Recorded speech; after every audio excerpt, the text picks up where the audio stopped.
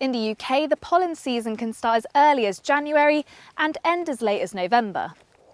Tree pollen occurs first, typically around late March to mid-May, and this affects around 25% of hay fever sufferers. Next we have grass pollen, which affects nearly all sufferers, with the season lasting from mid-May until July. There is also weed pollen. Now this can be released at any time during the season, but it typically occurs around the end of June to September.